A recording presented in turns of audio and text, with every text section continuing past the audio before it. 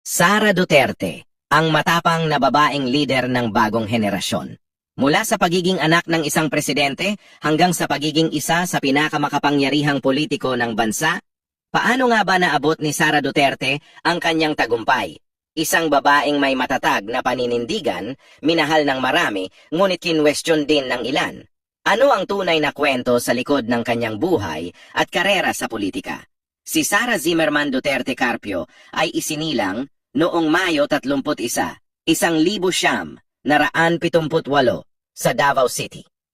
Bilang anak ni Rodrigo Duterte, isang abogado at politiko na kalaunay naging Pangulo ng Pilipinas, lumaki siya sa isang pamilyang malapit sa politika. Nag-aral siya ng Bachelor of Science in Respiratory Therapy sa San Pedro College bago kumuha ng law degree sa San Sebastian College, Recoletos.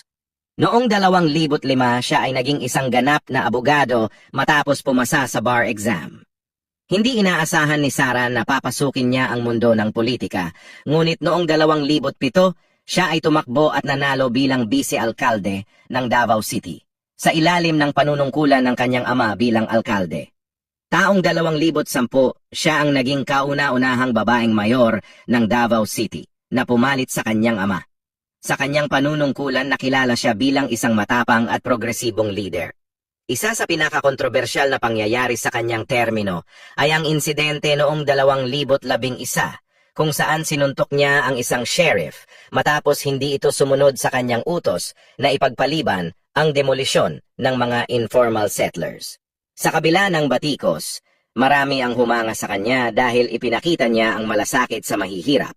Matapos ang kanyang unang termino bilang mayor, muli siyang bumalik sa politika noong 2016 at nanalo ulit bilang alkalde ng Davao City.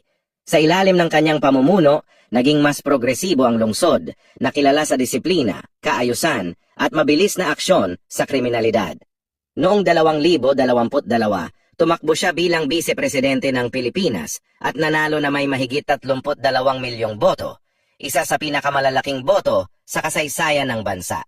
Siya rin ay naging kalihim ng edukasyon, kung saan sinimulan niya ang mga reforma upang mapabuti ang sistema ng edukasyon sa Pilipinas. Ano ang opinyon mo tungkol kay Sara Duterte? Anong katangian ni Sara Duterte ang hinahangaan mo bilang isang leader? Sa tingin mo, dapat ba siyang tumakbo bilang Pangulo sa hinaharap? I-like, comment, at share ang iyong opinyon. At huwag kalimutang mag-subscribe para sa mas marami pang kwento ng tagumpay at politika. Ang sikreto ni Sara Duterte, matibay na paninindigan at malasakit sa bayan. Sa kabila ng mga pagsubok, ipinakita niyang hindi hadlang ang pagiging babae sa politika.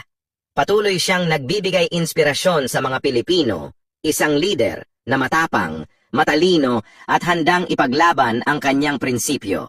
Ikaw, susuportahan mo ba si Sara Duterte sa susunod na halalan? Ipaalam sa amin sa comments.